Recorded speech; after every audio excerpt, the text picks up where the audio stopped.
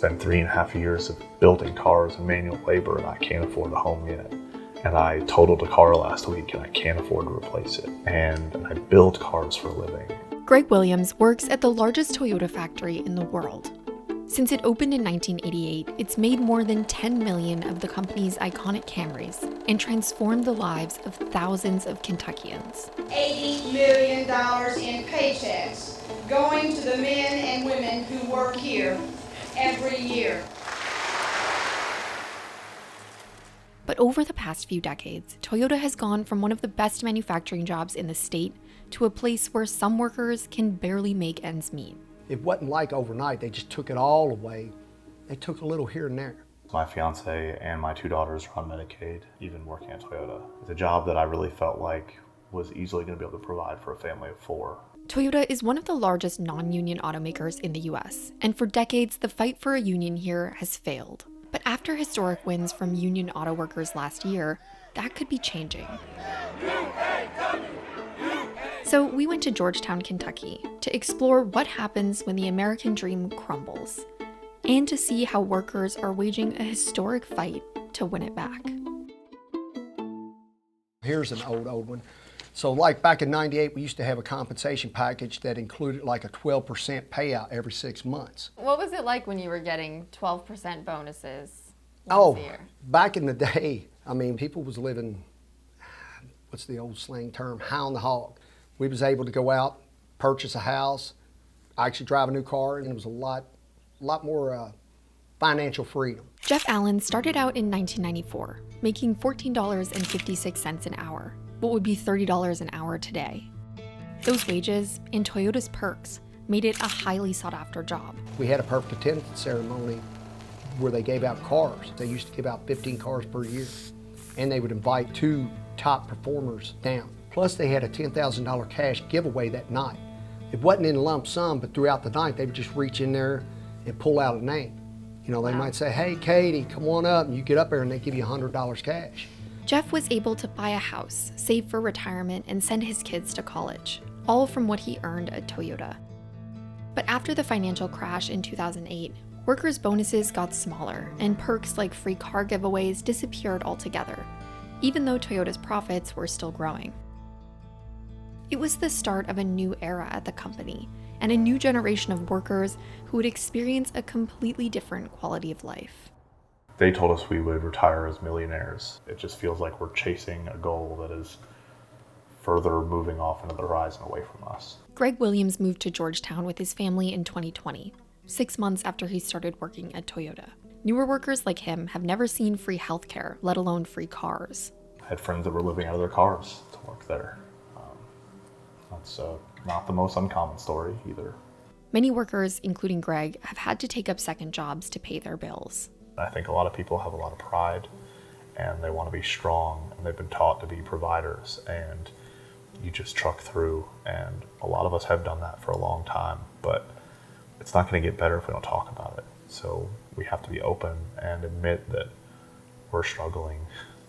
It's hard. I hear the emotion in your voice when you talk about wanting to provide and feeling like you're struggling. What's going through your mind? I think the rate that men are committing suicide while just trying to be there for their families it's at a record high, and it's not okay. I think that this kind of job and the kind of labor that we do, the cramps and aches and pain that we are willing to put ourselves through to make sure that we provide a car that is safe and keeps people getting to and from their jobs and their careers and to their family vacations should also come with a decent quality of life for everybody that's doing it. The greed, I think, at the top has become untenable. And we came here because of better benefits and wages. We didn't come here to have them deteriorated and taken away. When our company is having the most success that it ever has, making billions of dollars every year. Over the past 2 decades, Toyota's profits have doubled, but those gains aren't reaching workers. Within my 3 short years there, I've seen them, give us 25-cent raises and then raise our insurance premiums. If we don't get a contract, they will continue to take. Anything they give us, they will take away from us in some form or another. There have been many attempts to form a union at Toyota, and all of them have failed. A big part of that was because until recently, the UAW wasn't winning significant gains for its members.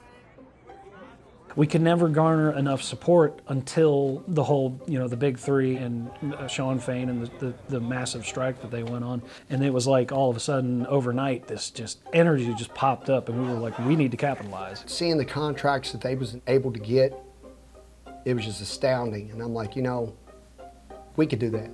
We should do that. And we should have a contract and set the standard here with the transnationals. The UAW strikes were a spark that set off an organizing frenzy. Now, dozens of workers at Toyota are meeting with their coworkers and UAW organizers to try and finally win a union. Do you want better health insurance? Do you want to be able to retire before you're 90 years old? You can have all that, but you need to sign a card. We need a contract. We need somebody in here that supports us. For that to happen, the UAW needs at least 30% of Toyota workers to sign authorization cards saying they'd like to unionize before it can call for a vote. But the UAW's real goal is to get the majority of workers, or 70%, to sign on. It's a huge task for a plant with roughly 8,000 union-eligible workers. None of us are trained in the art of convincing 8,000, 9,000 people to sign cards. None of us went to school for that. So we're all learning this brand new. This is all a lot of our first attempts. We have a lot of people like Jeff Allen or Skipper that if you ask them, they think this is probably one of our most successful drives so far because we're just running forward with it. What happens at Toyota is key. A win here at one of the largest non-union car makers could set the tone for how organizing drives play out at other companies across the country. Workers have a long fight ahead of them. The question now is if they can keep going and transform this momentum into a historic win. A lot of times people got gung-ho at the beginning, but then after like a month or two, they're like, oh, it ain't gonna happen, and then they gave up. This time the energy's different. We can do this. We can make this happen and make something better for us and our families. It's like a stone on a mountain. It just starts rolling, and you just got to keep it going and knock out the obstacles on the way down. So we will grow. We will have this. Thanks for watching. If you're an auto worker and you want to talk to us about your experience, I'll leave a link in the description below where you can get in touch. If you like this video, please subscribe to our channel so we can do more stories like this one.